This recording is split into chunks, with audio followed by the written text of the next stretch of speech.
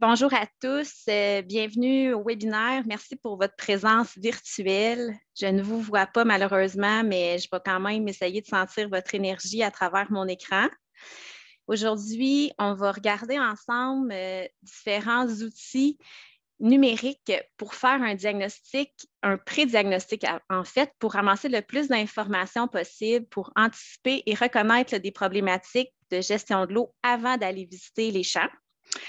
Donc, c'est très important la gestion de l'eau. Je sais que vous le savez, mais je vais le répéter quand même. C'est la base, en fait, pour pouvoir avoir du rendement, évidemment, ce qu'on désire tous, mais aussi, c'est la base pour faire des pratiques agro-environnementales de conservation des sols. C'est la base pour avoir un sol en santé, une belle structure. Et aussi, on va se le dire, c'est la base pour avoir de l'agrément quand on fait des travaux au champ. Donc, je vous laisse lire tout ce que j'ai mis ici comme outil.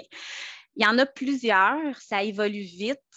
Moi, c'est ça, je suis au MAPAC depuis 2003, puis c'était très fastidieux avant, là, même il y a 10 ans, je dirais, là, de trouver toutes ces informations-là qu'on va voir aujourd'hui. À présent, ça va de plus en plus vite. Il y a de plus en plus de sites Internet qui existent. Donc, aujourd'hui, ça ne sera pas nécessairement exhaustif. Ce n'est pas ça le but, c'est plus de regarder des cas ensemble. Puis, dans le fond, de regarder une façon de faire parce que peut-être que vous avez votre propre façon de faire aussi, puis elle est sûrement valable. Vous allez voir aussi qu'il y a des solutions, des constats qui arrivent là, au fil de la présentation. Puis, comme plusieurs choses en agriculture, il n'y a pas une seule bonne réponse. Fait que là, en tout cas, on pourra en discuter à la fin, mais l'idée, c'est que je voulais faire un peu cette précision-là. Moi, j'utilise beaucoup les sites InfoSol. J'utilise Forêt ouverte. Depuis peu, j'utilise le Sentinelle, qui est un site où on voit des imageries satellitaires. De plus en plus, je vais voir aussi des cartes là, des milieux humides de canards illimités. J'utilise Google Maps puis Google Earth. Google Earth, c'est le fun parce qu'on voit la date là, des photos. Mais il y en a d'autres. Juste avant qu'on poursuive, il faut faire une mise en garde. Les outils d'agriculture numérique sont aidants et pratiques, mais ça ne remplacera jamais deux choses super importantes. La première, c'est ce que j'appelle l'histoire de cas. Donc, d'écouter. Si vous êtes un producteur, là, même, je vous encourage à discuter avec votre agronome ou avec votre neveu, votre soeur, votre femme, peu importe. L'idée, c'est qu'il faut se remettre en tête, c'est quoi l'historique du champ pour les cultures, les rotations, les travaux effectués, bien préciser les problématiques, puis aussi les objectifs, ça aussi, c'est très important. Ça ne remplace pas non plus les visites au champ, évidemment. Puis, quand on fait des visites au champ, on constate plein de choses visuellement, on mesure, on prend de la donnée et évidemment, on fait des profils de sol. Puis, si vous êtes un agronome, je vous encourage à faire des profils de sol avec le producteur. On va regarder 4 cas réels en Mauricie. On va se promener de Saint-Anne-de-la-Pérade, Saint-Léon, Notre-Dame-du-Mont-Carmel, Saint-Prosper. L'idée, c'est que on va regarder 2 cas qui sont dans des sols plus légers au début. Puis ces 2 cas-là, en fait, les décisions ne sont pas nécessairement prises. Puis c'est des cas que j'ai vus plus récemment. Puis après ça, on va regarder 2 cas dans des sols plus lourds où on a finalement là, un peu la réponse à la question. Moi, je vais au champ avec soit directement avec les entreprises agricoles quand c'est du démarrage, mais sinon, les cas que j'ai vus, là, souvent, c'est avec des agronomes de club ou des agronomes, là, peu importe, là, ça peut être des agronomes de tout acabit. L'idée, c'est que j'ai fait ce qu'on appelle du deuxième ligne. Fait que ça se peut que vous vous reconnaissiez là, dans ces cas-là. Dans tous les cas, il faut faire preuve de discipline. Ça, c'est bon dans la vie aussi. Donc, on regarde 3 choses. On regarde le réseau hydraulique, le drainage de surface, puis le drainage souterrain. Le réseau hydraulique, c'est tout ce qui est fossé, cours d'eau, macro-écoulement, je dirais. L'idée, c'est qu'à un moment donné, l'eau, même si elle atteint le bout du champ, il faut qu'elle sorte de là. Fait que c'est tout ce qui permet d'évacuer l'eau vers l'aval. Le drainage de surface, c'est plus ce qu'on pourrait dire nivellement. En fait, c'est comment l'eau se comporte sur la surface, puis l'écoulement hypodermique aussi, là, qui est à 8, 10, 12 pouces. Fait que ça serait le drainage de surface. Puis le drainage souterrain, c'est vraiment la gestion de l'eau souterraine, donc plus la nappe phréatique. Fait qu'à chaque champ qu'on va voir, on va regarder ces 3 éléments-là. On commence par le champ A. Le champ A, il est à Sainte-Anne-de-la-Pérade. Il se trouve, dans le fond, ça, c'est la 138. Ça, c'est Sainte-Anne-de-la-Pérade. Puis de l'autre côté, ici, c'est Grondines. Puis, c'est un champ qui est à côté du verger Barry. Fait que ça, c'est pour vous situer un peu. Pour ce qui est du réseau hydraulique, moi, j'aime ça regarder 3-4 choses. Là, d'abord, la carte hydrographique qui est disponible sur Infosol. Ce qu'on voit, ce sont les cours d'eau qui ont été entretenus ou faits même là, dans les années 70-80 par le MAPAC. Puis, on voit les lignes bleues. Les lignes bleues, c'est l'hydrographie de ligne. Fait que dans le champ qui nous intéresse, on comprend qu'ici, ça, c'est le fleuve Saint-Laurent. Fait que le but de l'eau, ultimement, c'est de rejoindre le fleuve Saint-Laurent. Il y a un cours d'eau ici qui s'appelle le cours d'eau de Lebec. Mais sinon, là, la ligne bleue, qu'on voit mieux ici sur Forêt ouverte, oh, pardon, je suis allée trop vite. Bien, en fait, elle remonte vers le nord, elle s'en va vers l'est, elle change de région administrative, elle change de municipalité pour finalement retourner dans le fleuve. Fait que là, ça, c'est quand même un enjeu. Là. Ça veut dire que ça se peut que ça ne soit pas super efficace, là, ce réseau-là, là, ce bout de cours d'eau-là. Puis quand on regarde aussi sur Forêt ouverte, on peut avoir accès aux écoulements préférentiels. Ça c'est issu des données de LIDAR. Puis, ce qu'on peut constater, ben, c'est un peu la même chose que tantôt, mais l'eau part de l'ouest puis s'en va vers le nord-est. Contrairement à si on n'avait rien regardé puis qu'on savait juste où le champ, on se dirait « Ah, ben l'eau doit s'en aller toute vers le sud, vers le fleuve. » Pour le drainage de surface, moi, je commence toujours par regarder la pédologie. Ici, dans le cas qui nous intéresse, théoriquement, selon la pédo, c'est un Saint-Samuel sable limoneux. Ensuite, je vais regarder sur Internet les études pédologiques. Donc, dans le cas ici, l'étude pédo des comtés de Champlain et la Violette, puis l'inventaire des problèmes de dégradation des sols du Québec. Moi, c'est les deux sources que j'utilise avant les visites. On peut constater que ce sont des sols qui sont mal drainés. Bon, c'est rare que c'est écrit super bien drainé, là, mais bon, mauvais à très mauvais comme drainage. On peut voir qu'il y a des joncs et des carex qui envahissent souvent les prairies et les pâturages, puis que s'ils sont drainés, souvent, les cultures maraîchères sont adéquates et propices là, dans ces sols-là. Donc, je lis ça, puis je regarde aussi ici là, les propriétés physico-chimiques. Sable, limon, argile. Fait que là, on peut constater qu'il y a moins que 15 d'argile. Fait que là, on va avoir de la misère à faire des agrégats probablement. Il y a peu de limon, puis c'est sablonneux. Fait qu'on s'attend à ce qu'il y ait de l'infiltration naturelle, par exemple. On regarde aussi moi, je regarde la conductivité, qui ne semble pas être un problème ici. C'est en centimètres à l'heure. Si vous êtes plus habitué en mètres par jour, il suffit de faire multiplier par 0,24. Après ça, pour le drainage de surface, je regarde tout ça. Puis là, dans le fond, on va commencer par l'hypsométrie au mètre, le modèle numérique de terrain et l'ombrage du relief. Fait qu'on va commencer. Ah, excusez, je voulais zoomer. Oups, comment j'ai fait tantôt? Non? Ah, de même. OK, excusez. Fait que quand on regarde les courbes au 1 mètre, on voit ici un point haut à 35 mètres, 34, 33, 32, 31. Bon, on comprend que l'eau circule perpendiculairement aux courbes de niveau.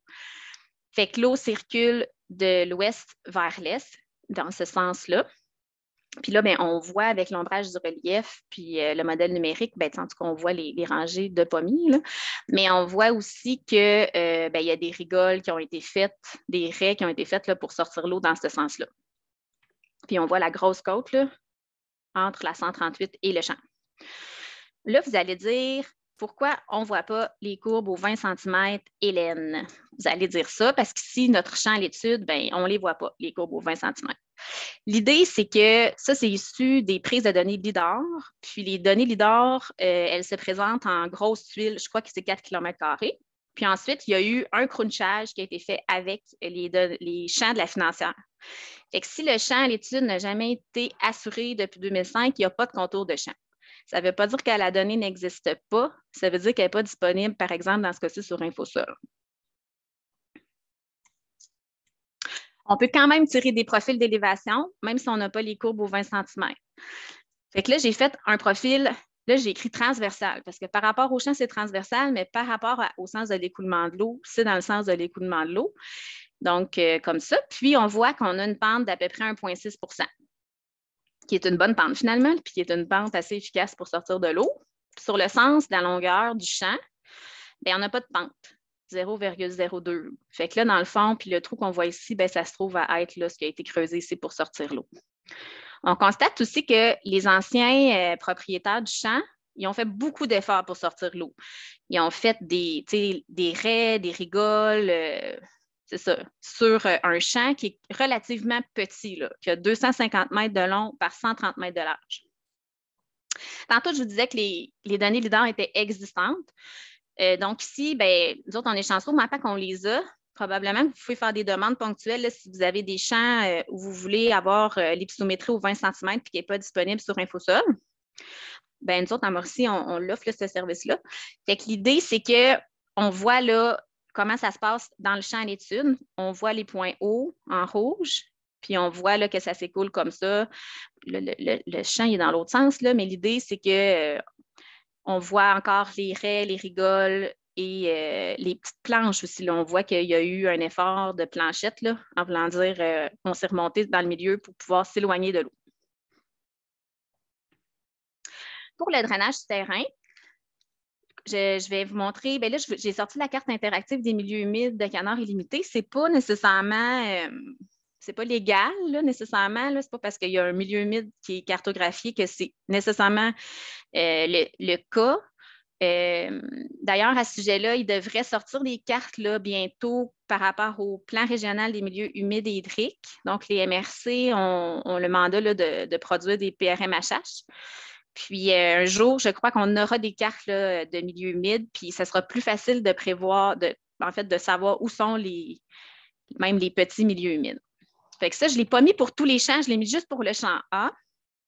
Mais je voulais que vous sachiez, je pense que c'est important de plus en plus d'aller voir où se trouvent les milieux humides, est-ce qu'il y en a proche du champ à l'étude, puis de faire attention, là, on a un objectif de 0 perte nette, là, fait que faire attention aux milieux humides. Puis aussi, bien, ça nous parle un peu, là, ça nous dit qu'effectivement, dans ce secteur-là, l'eau a peut-être un peu de la misère à sortir finalement parce qu'on a plusieurs milieux humides, là, des marécages, tourbières boisées, là, proches du champ à l'étude.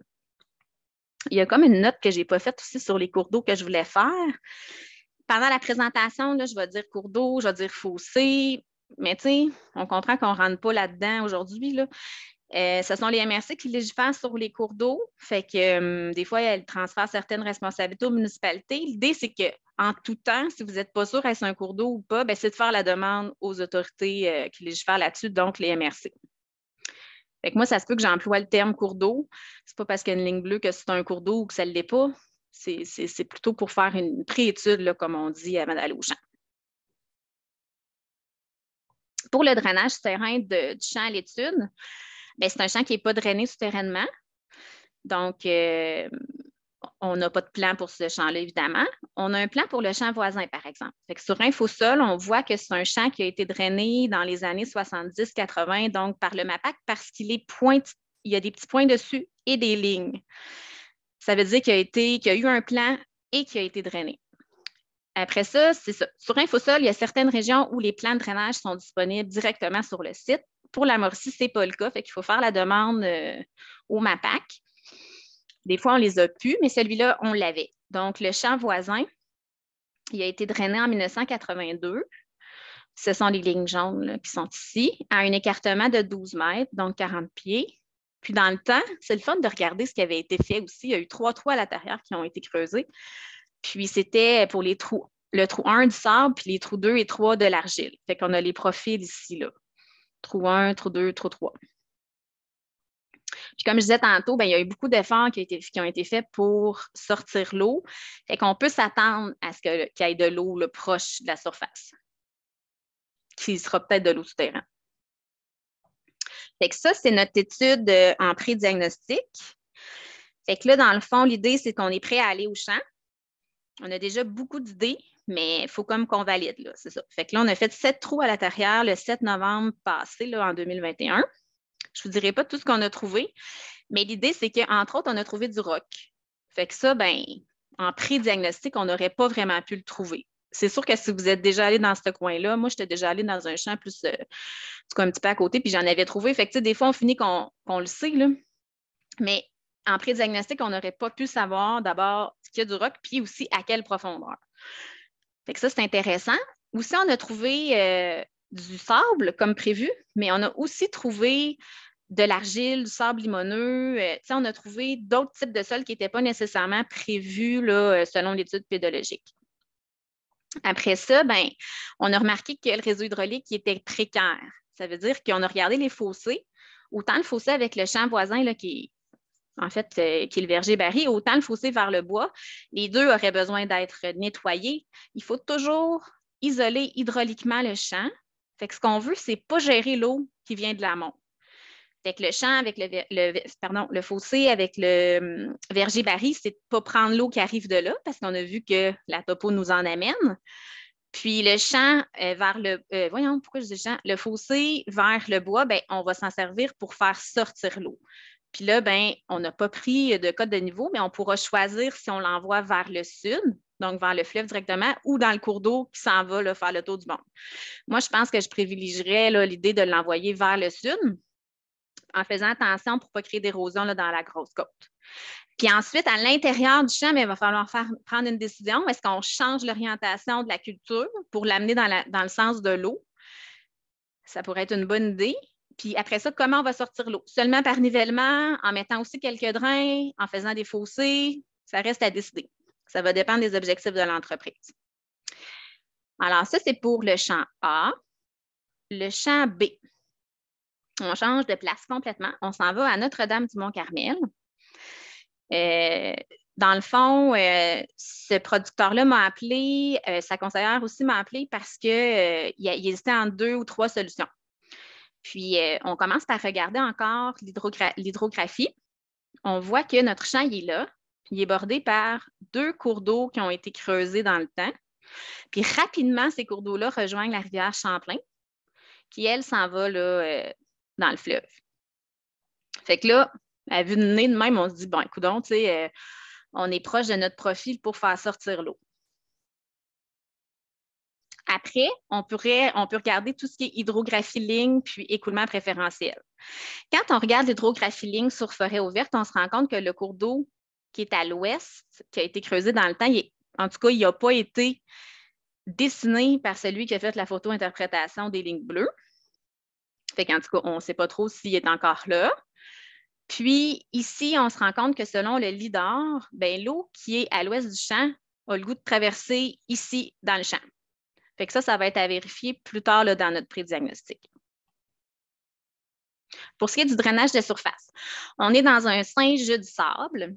Fait que même chose, on va voir l'étude pédo, on va voir l'inventaire de dégradation. Fait que là, je vous ai mis des extraits.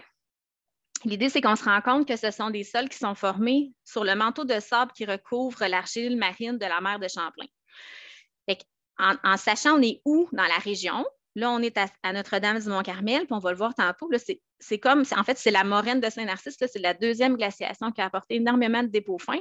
Fait qu'on n'est pas juste, vous allez voir, on n'est pas juste ce champ-là dans le sable. On est comme dans une mer de sable, je vous dirais. Il y a des pommes de terre qui sont cultivées là, il y a des cultures horticoles aussi. Fait que c'est un peu à ça qu'on s'attend. Quand on regarde l'hypsométrie au 20 cm, on se rend compte excusez, mon téléphone cellulaire a sonné. OK, on se rend compte que il y a 2 trous, en fait, dans le champ. Là. On peut commencer par regarder l'ombrage du relief et le modèle numérique de terrain parce qu'on le voit super bien. On voit le rond ici qui est un trou avec le trou ici, la bosse. On voit un autre trou ici. Quand on regarde la photo, on se rend compte que c'est humide proche du trou, c'est humide ici aussi. Puis en fait, ce qu'on apprend quand on va dans le champ, c'est que ce sont les 2 places problématiques. Quand on tire un profil d'élévation, on voit bien, là, dans le sens du champ, là, dans le sens longitudinal du champ, on voit bien les deux baisseurs dans le champ. C'est important de se rappeler que l'eau, par rapport au drainage de surface, là, elle veut voyager dans le sens de la culture. Donc, on peut faire des planches, en tout cas, c'est sûr qu'il y a moyen de faire plein de choses, mais l'idée, c'est qu'en général, même si on travaille très peu le sol, ne serait-ce que le semis, ça va donner le goût à l'eau de voyager vraiment là, sur le sens de la culture. Dans ce cas-ci, c'est le sens de la longueur. C'est pour ça là, que j'ai tracé un profil dans ce sens-là. Je voulais voir si ça passait aussi. Je voulais, on le sait avec les chiffres, là, on a un 75 mètres ici puis un 74,4 mètres, mais je voulais m'assurer que c'était plus bas au sud du champ. Aussi, ce qui est le fun, c'est qu'on voit la pente. Fait que là, on a une pente d'à peu près 0,2 %. C'est une pente qui est quand même assez intéressante là, pour pouvoir faire sortir de l'eau. Puis les dimensions du champ sont intéressantes aussi, 400 mètres par 125 mètres. Intéressante en voulant dire, ça n'a pas l'air d'être un enjeu que ça soit trop long. Sur Infosol, il y a 2 outils qui sont intéressants aussi, les cuvettes et les tracés d'écoulement. Fait que là, ici, on voit qu'il y a une cuvette ici. On l'avait déjà vue. Il n'a pas spoté cette cuvette-là, mais nous, on le sait qu'elle est là. Il ne l'a pas spoté parce que lui, il a décidé que l'eau sortait de ce côté-là. Puis ici, l'eau sort sur le côté. Fait que, tu sais, ça ne respecte pas ce que je vous ai dit tantôt. Tu sais, on aimerait mieux que l'écoulement se fasse tout le long puis sorte au bout du champ. Ça serait plus facile pour l'eau, du moins, de sortir comme ça. Pour ce qui est du drainage souterrain, bien, je reviens sur ce que j'ai dit tantôt. Quand on zoome out là, la pédologie, bien, on se rend compte qu'il y a beaucoup de sable là, dans cette région-là. Puis ici, quand on regarde ce qui a été drainé dans le temps, bien, on voit qu'il n'y en a presque pas, finalement, de champs proches de notre champ à l'étude qui ont été drainés souterrainement dans le temps. Ça ne veut pas dire que, il n'y en a pas eu après, mais ça veut dire que c'était du moins une urgence, mettons, ou c'était moins nécessaire là, de drainer ces champs sablonneux-là. Finalement, on est allé au champ le 12 octobre 2021. Puis oui, on a trouvé du sable, donc pas de surprise. Du sable avec de la matière organique là, sur une épaisseur quand même intéressante, là, dans ce cas-ci de 32 pouces, ça, c'est très bon. Puis la nappe phréatique n'était pas un problème. Là. On l'a trouvé à 3 pieds et demi dans le trou où ça allait bien, puis à 3 pieds dans le trou où ça allait bien.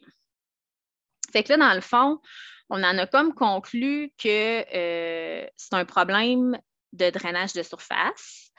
Puis il est accentué par le fait qu'au fil du temps, l'eau a amené des sédiments fins dans les baisseurs. Fait que finalement, on pourrait peut-être régler notre problème en faisant seulement un sous-solage pour s'assurer que l'eau s'infiltre dans le sol, qu'elle rejoigne la nappe et qu'elle quitte. Fait que ça, c'est une des solutions qu'on pourrait faire, quitte à surveiller le champ, puis s'assurer que ça ne se reproduise pas. On pourrait aussi niveler. C'est sûr que quand on nivelle, c'est tout le temps important de faire attention au sol de surface, là, au top-sol, mais dans le sable, c'est très long bâtir une fertilité avec la matière organique là, dans le top-sol, fait qu'il faut absolument tasser le top-sol où on veut remplir, tasser le top-sol où on veut décaper, jouer avec le sable franc là, qui est en dessous pour remettre ça comme on veut, puis remettre le top-sol par-dessus. Fait que c'est sûr que ça peut être dispendieux et ça peut aussi bouleverser beaucoup le champ. Sinon, ben, l'autre solution, ça peut être de mettre des drains souterrains.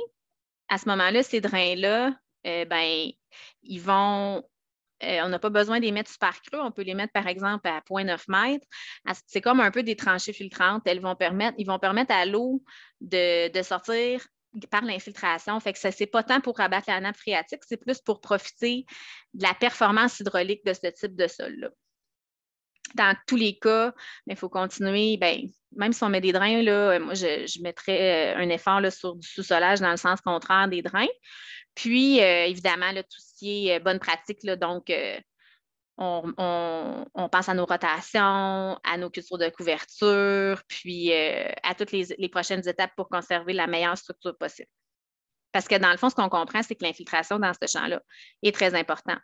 C'est tout le temps important. Mais là, on s'est rendu compte que quand notre infiltration a baissé, bien, on avait de l'eau et on n'était pas capable de se débarrasser. On passe au champ C.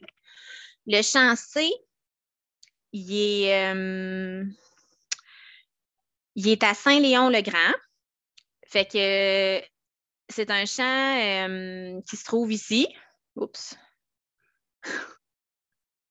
excusez-moi, bon, qui se trouve ici, à Saint-Léon. Puis, au bout du champ, on a un cours d'eau, décharge sans nom, qui se jette dans le ruisseau des Saules. Puis ce ruisseau-là, il s'en va dans la rivière Chakura. Puis déjà, on voit juste avec les images là, que, ben, en fait, c'est de l'argile, c'est plus une partie argileuse de la région, puis les cours d'eau sont encaissés. Donc, souvent, ces cours d'eau-là, ça commence à être des petites coulées pour finir par des grosses coulées, là. Puis ça tire beaucoup quand même la nappe phréatique, là, ces coulées-là, parce qu'ils sont encaissés, des cours d'eau. Puis sinon, on a un petit cours d'eau intermittent ici, là. Quand on regarde les écoulements de forêt ouverte, notre champ, il est là. Fait qu'on voit que l'eau, selon le leader, c'est peut-être pas encore, peut-être qu'il ne perçoit pas bien le fossé ici, mais il a le goût de traverser notre champ. Fait que ça va être à vérifier quand on va aller voir le champ. Pour ce qui est du drainage de surface, ben, on voit que c'est de l'argile Sainte-Rosalie, puis que, ben, argile Sainte-Rosalie long argileux, puis que, tu sais, c'est pas le seul champ tout seul, là, il y en a partout ici. Fait qu'on s'attend à ce que ça soit ça qu'on va retrouver dans le champ. L'argile Sainte-Rosalie, c'est une argile marine qui est sédimentée dans les eaux profondes de la mer de Champlain. Le sous-sol est compact et imperméable. On va voir que ça peut varier là, d'une argile, ben, en tout cas d'un champ à l'autre, mais il faut vérifier ça. Le drainage naturel et la perméabilité laissent à désirer en raison du manque de structure des horizons inférieurs du profil. Fait que quand on regarde l'inventaire de dégradation des sols, on voit, bon, évidemment, qu'il y a beaucoup d'argile, du limon et du sable, mais on voit aussi que les conductivités hydrauliques qui ont été mesurées dans le temps sont très variables. Bon, ça, c'est pas tout le temps la même profondeur, puis c'est pas tout le temps la même culture, mais c'est intéressant de voir qu'ils ont mesuré des conductivités hydrauliques très élevées, puis des conductivités hydrauliques quand même relativement faibles. Fait que ce qu'on comprend de ça, c'est que ça dépend beaucoup. Pour ce qui est du K1, la conductivité hydraulique au-dessus des drains, bien, ça dépend beaucoup de la structure du sol. Puis le K2, qui est la conductivité hydraulique sous les drains, bien, ça dépend beaucoup de la chance. non, mais en voulant dire, on peut moins jouer là, jusqu'à plus de 4 pieds de profondeur, mais pour avoir fait beaucoup de trous dans l'argile, il faut, justement, il faut faire des trous parce que c'est pas tout le temps pareil. On va continuer, vous allez voir. Pour ce qui est du drainage de surface, c'est un champ qui est long. Il y a 1,8 km de long. Puis, mais ce qu'on voit, c'est qu'il y a une belle pente, là. Il y a ici un petit replat, mais quand même, il y a une pente assez constante là, vers le bout du champ. Ici, quand on trace le profil d'élévation, on se rend compte que c'est une pente de 0,2 %. Quand on regarde les tracés d'écoulement et les cuvettes, cependant, on se rend compte que ben oui, tu sais, il y a quelques petits problèmes là, de nivellement, en fait. Il y a des cuvettes, tu sais, quand on compare avec les autres champs aussi, puis l'écoulement n'a pas le goût de s'en aller jusqu'au bout nécessairement avec efficacité. Pour revenir au drainage souterrain, ben, on se rend compte qu'il y a beaucoup de champs dans les années 70-80 qui ont été drainés dans ce secteur-là, mais pas notre champ.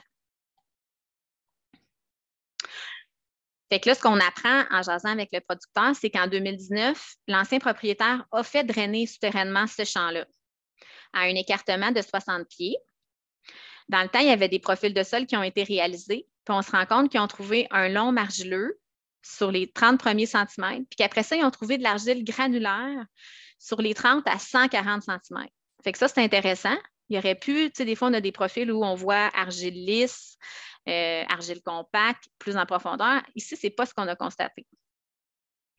Il y avait de la misère avec son aval de champ, je dirais. Et qu'en 2014, ils ont décidé d'ajouter 3 lignes supplémentaires. Finalement, les 3 lignes supplémentaires, ils n'ont rien changé. Le problème, ce n'était pas que le drainage souterrain ne fonctionnait pas. D'ailleurs, on a vérifié avec des sondes de pression-température. Bien, on s'en fout un peu de la température, mais des sondes de pression, on a mesuré des conductivités hydrauliques dans le champ voisin et dans le champ qui nous intéresse. Puis, on avait des conductivités, comme là, on a mesuré 0,60, 0,6 mètres par jour, ce qui est bon là, pour une argile. C'est un K1, c'est un K au-dessus des drains, mais c'est quand même bon. Puis, dans le champ voisin, c'était mieux, par exemple.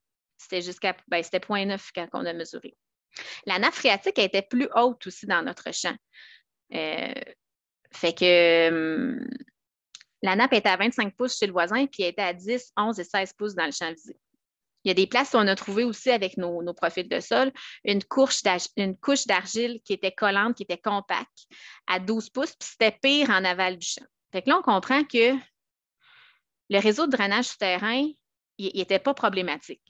L'eau sortait au bout des drains. Ça sortait pas vite, mais ça sortait. Puis l'eau qui sort dans les drains, c'est une combinaison de la conductivité sous les drains puis par-dessus les drains. Fait que dans le fond, le producteur, ce qu'il s'est dit, c'est qu'il faut que j'améliore la conductivité hydraulique au-dessus des drains. Je suis capable de faire ça. C'est un producteur de lait. Fait que ce qu'il a fait, c'est qu'il a fait un sous-solage en diagonale en bonne condition, puis il a remis son champ en foin. Ce que ça a fait, c'est que là, les racines ont colonisé tout le champ. Parce que je dis que c'était pire en aval, mais son champ, il trouvait qu'il ne donnait pas autant de rendement que d'autres dans ce secteur-là. Puis là, ça a fait en sorte que la structure du sol, par-dessus les drains, dans le fond, elle s'est améliorée. Fait que lui, il n'a pas renivelé. Il n'a pas senti besoin de reniveler. Il a réussi avec ses rotations, du blé, maïs, soya, foin. Il retourne en foin aussi. Depuis ce temps-là, là, il a fait comme 2 ou 3 ans de foin. Puis quand il retourne en grande culture, il est capable d'avoir des bons rendements. Fait que c'est comme ça qu'il a réglé son problème. Pour le champ D, c'est un champ qui est à Saint-Prosper. Il n'a pas été drainé dans le temps, là, dans les années 70-80. On se rend compte qu'il y a un cours d'eau qui est au sud du champ. Ce qui est intéressant de ce cours d'eau-là, c'est qu'il est un peu en 2 bassins versants. La ligne verte, c'est des bassins versants sur Infosol. Fait que ici, de ce côté-là, ça s'en va vers la rivière Sainte-Anne, puis de ce côté-là, ça s'en va vers la rivière Batiscan. Mais son champ, lui, puis on va le voir tantôt dans le drainage de surface, là, presque tout son champ se vide vers le sud. Donc, on le voit bien ici avec les écoulements sur forêt ouverte, il se vide vers le sud. Puis là, il y a une partie qui s'en va vers l'est, une partie qui s'en va vers l'ouest, puis une partie vers le sud. Bref, ici, là, c'est un réseau hydraulique à surveiller, d'aller vérifier l'eau s'en va où finalement. Probablement qu'il y a une très faible pente dans ce fossé-là, puis qui va être à surveiller côté nettoyage. C'est une argile Sainte-Rosalie. Fait que là, je ne répéterai pas tout ce que j'ai dit tantôt. Fait que même si on est complètement dans l'est, on comprend que c'est les mêmes dépôts marins, ou en tout cas des dépôts marins ressemblant à ceux qu'on a vus tantôt à Saint-Léon, mais à Saint-Prosper. Oh, pardon.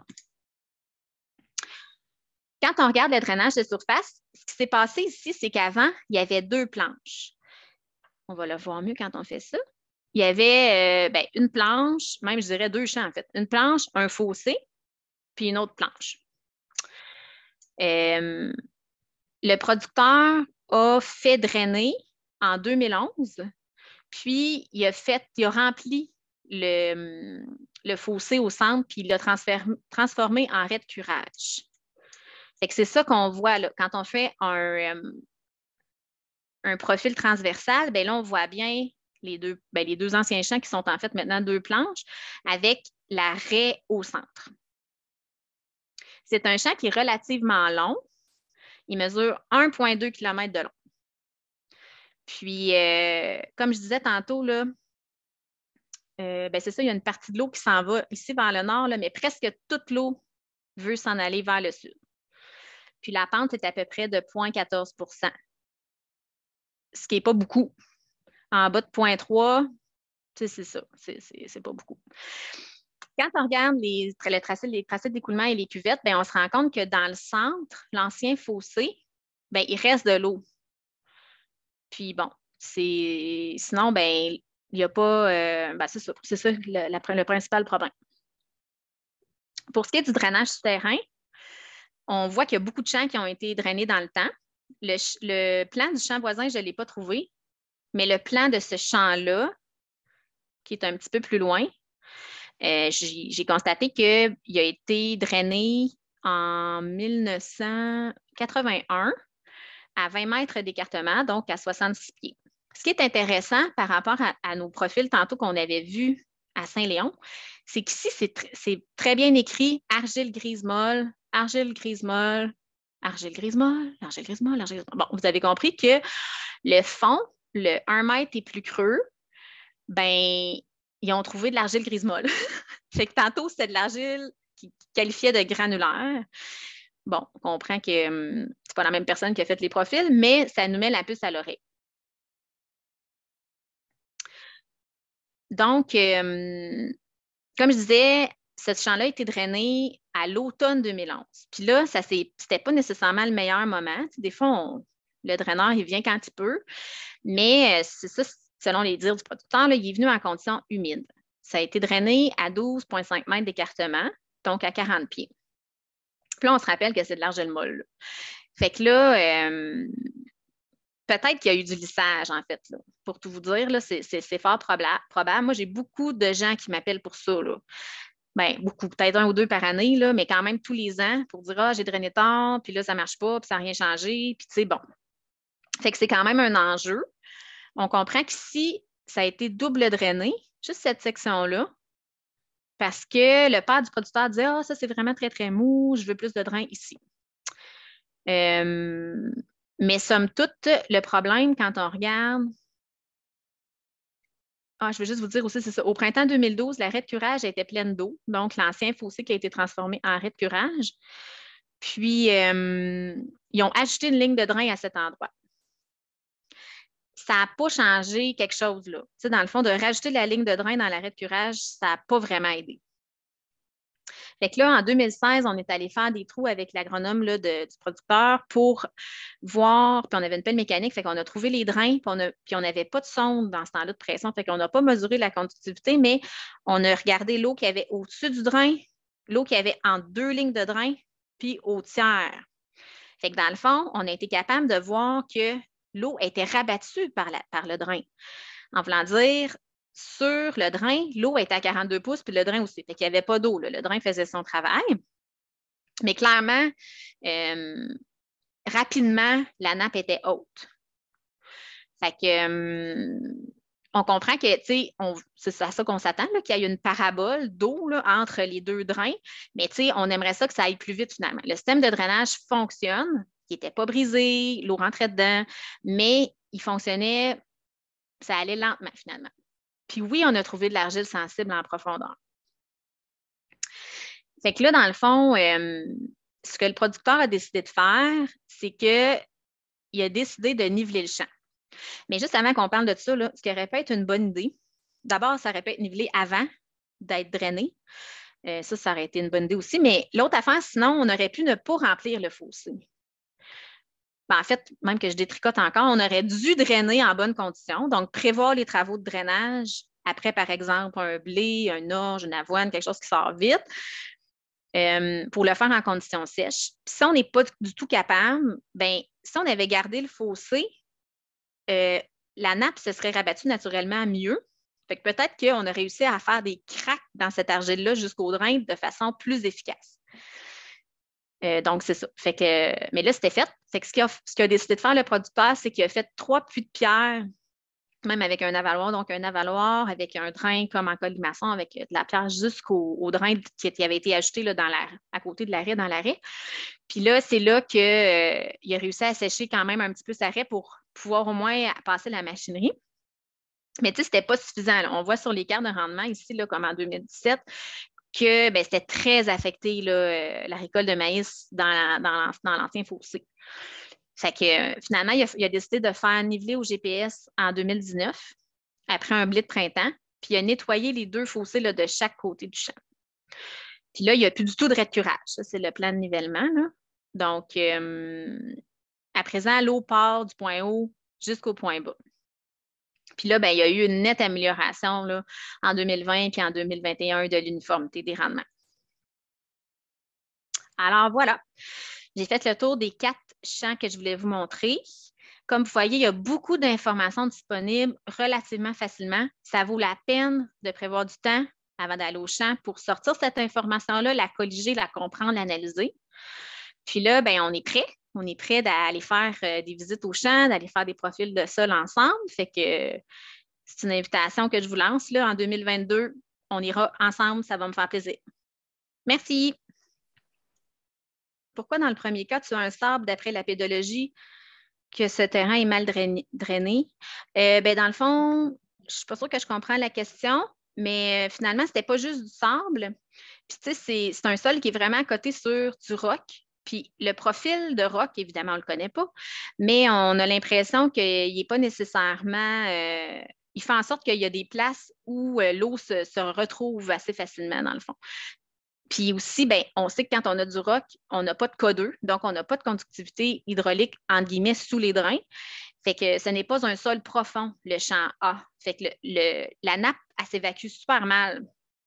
Fait que dans le fond, on a besoin d'avoir, tu sais, de gérer l'eau qui s'infiltre. Puis elle ne partira pas là, naturellement vers une nappe dans un sol profond. Est-ce que l'obtention de l'hypsométrie auprès du MAPAC est un service payant? Non, ce n'est pas un service payant. Comme je vous dis, nous autres, on l'offre là, parce que si vous n'avez pas les données, bien, vous avez plus de difficultés à analyser le champ avant d'aller sur le terrain. Là, mais non, ce n'est pas un service payant. Juste comme ça, ben là, si c'est des gens dans d'autres régions, ils contactent les conseillers de leur région, de leur direction régionale. Ouais. OK, c'est bon, parfait. Ouais. Ça se peut que ça ne soit pas uniforme là, à travers le Québec, par exemple. Mais je voulais que vous sachiez que ça existe et qu'il faut le demander. Demandez-le, oui, à votre direction régionale. Après ça, la longueur de l'écoulement peut être un enjeu. À partir de quelle longueur est-ce que ça devient un enjeu? C'est une très bonne question. En fait, ce que je veux que vous ayez compris par rapport aux 2 derniers champs, c'est que quand on a des champs longs, puis que l'eau doit parcourir plus d'1 kilomètre, 1,2, 1,8 km, même dans le cas C, bien, c'est trop pour elle. Fait que finalement, ça va finir qu'elle va s'infiltrer. Puis c'est ce qu'on souhaite. On veut garder le plus d'eau possible dans le champ, mais au bon endroit. Fait qu'on veut le garder dans la réserve facilement utilisable pour la plante. Fait qu'on va avoir des agrégats, des macropores, de la place pour l'oxygène, de la place pour l'eau et tout ça. Fait qu'en fait, ça ne devrait jamais être un enjeu. Si on réussit à augmenter notre infiltration, ça ne devrait jamais être un enjeu. Mais pour reprendre les propos là, de Georges Lamarre, quand il était là, l'ingénieur en Montérégie, des fois, il parlait d'un 300 mètres. 300, 400 mètres, ou des fois, on pourrait mettre un artifice pour pouvoir faire sortir de l'eau, par exemple, une tranchée filtrante ou d'autres types d'aménagements, mais c'est ça. Fait que, tu sais, dans un monde idéal, puis c'est les cas que j'ai choisis, on réussit sans faire ça, il n'y en aurait pas d'artifice sur le sens de la longueur, mais si vous en avez besoin, ça peut être un chiffre à retenir, là, je dirais 300 mètres. Après ça, quel est le pourcentage de pente idéal pour l'écoulement de l'eau dans un champ? Puis quels sont les seuils critiques? Ça, c'est une excellente question aussi. Quand on veut gérer de l'eau de surface, puis là, je n'ai pas parlé des redoux hivernaux, puis je n'ai pas parlé des cultures qui survivent à l'hiver, comme par exemple la luzerne ou le blé d'automne, ou par exemple une culture de gazon. Ça, c'est un bon exemple aussi où il ne doit pas du tout avoir d'eau qui reste durant l'hiver. À ce moment-là, on va essayer d'avoir des pentes de 0,3 à 0,5 minimalement. Fait que quand on va prévoir notre design de drainage de surface, de nivellement, ben, ça se peut qu'on force un peu pour avoir ces pentes-là. Mais c'est ça. Mais si on a un sol qui s'infiltre et qu'on n'a pas trop de culture hivernante ou qu'on peut vivre avec peut-être quelques zones de perte, de refaire des planches là, pour avoir 0,3, 0,5 ça peut être aussi fastidieux. Puis aussi, bien, comme je vous disais tantôt, si on refait ça sur le sens transversal, bien, des fois, l'écoulement va être moyen. Fait que je veux répondre à votre question, fait que je dirais 0,3 à 0,5 pour les cultures hivernantes, mais c'est toujours à prendre avec un grain de sel. Qu'est-ce que ça veut dire un cours d'eau encaissé? Un cours d'eau encaissé, c'est un cours d'eau qui a grugé l'argile, puis qui cherche de la régression de fond, mais c'est un phénomène naturel, là. Mais en fait, c'est qu'il y a une coulée au bout. Une petite coulée qui devient finalement, quand on continue vers l'aval, vers une grosse coulée. On a ça à Mauricie. Fait que c'est des cours d'eau qui, des fois, ont... le cours d'eau il est à 15 mètres là, plus creux. En tout cas, ça fait des zones à risque de glissement de terrain. C'est un autre enjeu, mais pour sortir des drains, c'est bien pratique parce qu'on a de la clairance, mettons. Pouvez-vous nous rappeler quelle marge de valeur est considérée comme une bonne conductivité hydraulique? En fait, pour reprendre les propos là, de Victor Savoie, dans le fond, il disait souvent, tu sais, en bas de 0,15 mètres par jour, c'est vraiment faible. 0,15 à 0,3, 0,5, c'est moyen, puis 0,5 et plus, c'est bon. Mais on comprend que des fois, dans le sable, on est à 6, 7 mètres par jour, là. Fait que pour répondre à votre question, là, ça serait ça un peu les ordres de grandeur. Fait que tantôt, on a vu du 0,65, du 0,94, dans du cas 1 d'argile, c'était quand même relativement bon là, en mètres par jour.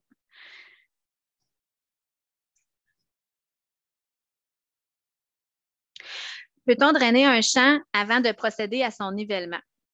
Ça aussi, c'est une excellente question. Concrètement, oui, on peut drainer un champ avant son nivellement. Si on veut le faire dans cet ordre-là, puis on juge qu'il va falloir drainer et niveler, bien, moi, ce que je recommande, c'est de connaître le plan de nivellement avant, savoir pourquoi on veut faire ça, parce que ça peut être aidant là, de niveler avant de drainer. Mais je dois dire que j'ai vu, enfin, entre autres, j'ai un champ en tête où ils ont eu beaucoup de misère à drainer en bonnes conditions. Excusez-moi, ils ont eu beaucoup de misère à niveler en bonnes conditions, là, parce que la nappe était tellement haute que, tu sais, en tout cas, ils ont nivelé avant de drainer, puis ce champ-là, je pense qu'il aurait dû drainer avant de niveler, là. Mais l'idée, c'est que si vous drainez souterrainement avant de niveler, il faut que vous sachiez ça va être quoi le plan de nivellement après drainage pour que les drains soient mis à la bonne profondeur. Il faut quasiment que vous ayez en main, bien pas quasiment, il faut que vous ayez en main un plan de nivellement GPS puis un plan de drainage fait à partir de ce plan de nivellement-là pour vous assurer d'avoir les drains à la bonne profondeur. Puis lorsque vous faites les travaux de drainage, avant d'entreprendre ça, des fois, il faut faire un rough quand même pour pouvoir passer, pour que les drains soient à au moins là, 2,5 pieds là, de profondeur partout pour ne pas les écraser là, quand on va niveler. Bon, je suis allée vite un peu, mais je pense que ça va vous aider quand même. Il a été mention au début de Sentinel Hub, quelles données pertinentes on peut y retrouver? On peut y retrouver des données à plusieurs dates. Fait qu'on peut voir y a-tu, mettons, ça a-tu été, y a-tu une culture de couverture? Si il y a eu des changements rapides, s'il y a un fossé qui a été enlevé, on va le voir. Les grosses affaires, on va les voir. Puis, on peut se demander, mettons, l'année passée, est-ce qu'elle a laissé ça à nu? Bien, tu sais, on peut aller voir là, sur Sentinel, on va se rendre compte si on est capable de regarder ces images-là avec un bon œil, là, on va peut-être être capable d'accumuler de l'information sur ce qui s'est passé dernièrement ou l'année passée. Mais tu sais, l'idée, c'est qu'on a plein de dates, fait qu'on peut voir des changements dans la même année. Tu sais, ce qui n'est pas le cas sur, mettons, Google Earth, on va dire, où est-ce qu'on a 6-7 photos, là, on n'en a pas à plein de dates différentes.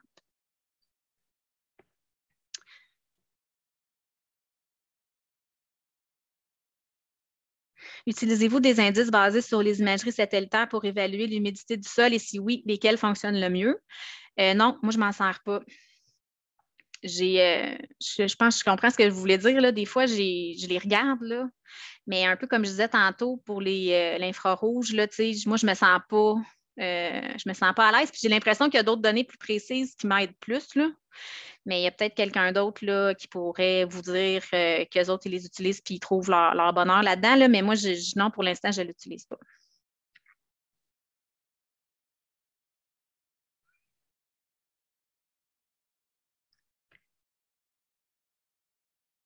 Par rapport au roc, il y a quelqu'un qui demande, avez-vous rencontré des cas où le roc constitue une cuvette et que ce cran était à une profondeur insuffisante pour mettre les drains? Si oui, quelle solution avez-vous adoptée?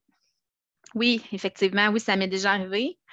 D'ailleurs, dans le champ A, c'est un enjeu. Là, peut-être qu'on peut mettre quelques lignes de drain, là, mais on comprend que le roc est proche, fait que c'est peut-être pas la meilleure solution. Ça m'est déjà arrivé, en fait, de ne pas mettre de drain, là, mais plutôt d'accueillir l'eau dans des fossés. Puis même une fois, c'était des cultures, en tout cas, il y avait de la culture à valeur ajoutée, fait qu'on a même pris un pic puis on a creusé. C'était comme du galet là, qui partait. Là. On est capable de creuser même un peu plus creux que le roc, enlever un petit peu de roc. Fait que là, l'eau était très, très bien dirigée vers un autre fossé. Puis là, ben, on a tiré de la nappe phréatique, ben, de la nappe, parce qu'on a tiré de l'eau qui coule sur le roc dans ça, là, vers le fossé avec efficacité. Sinon, ben, peut-être de poser des drains avec une pelle mécanique pour bien suivre le roc, pour pouvoir le mettre entre le roc, entre le roc et le sol. Mais il faut comprendre que là, on n'aura pas d'eau qui va rentrer là, par en dessous du drain. Fait que faudrait voir comment ça réagit. Je suis sûre qu'il y a des gens dans des régions plus montagneuses qui ont plus d'expérience que moi, par exemple, avec le roc, là, en Chaudière-Appalaches ou en Estrie, ou qui pourraient peut-être mieux répondre à votre question. Là.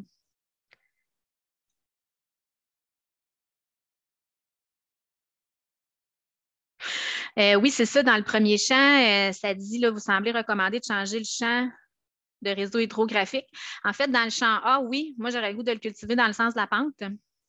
En fait, ce que vous ne savez pas, c'est qu'il va peut-être avoir des arbres fruitiers. Fait que là, ça se peut qu'il y ait un passage, là, ça dépend, en tout cas, la culture n'est pas choisie, mais dès qu'on a des planches permanentes dans le maraîcher ou qu'on a des arbres, en tout cas, dans plein de cultures, l'eau va vraiment circuler dans le sens de la culture, justement. Fait que là, moi, j'aimerais mieux le mettre dans le sens d'écoulement de l'eau. Effectivement, si on envoie ça dans un fossé à rénover ou à faire là, du côté est du champ, oui, c'est un enjeu de ne pas créer d'érosion dans la grosse côte. Vous avez raison. Fait que là, il va falloir discuter de comment on va faire ça, là, soit avec un ponceau à valoir, avec un déversoir en rocher, par exemple, ou quelque chose comme ça. Mais clairement, il va falloir faire un aménagement pour accueillir l'eau dans cette pente-là là, en aval.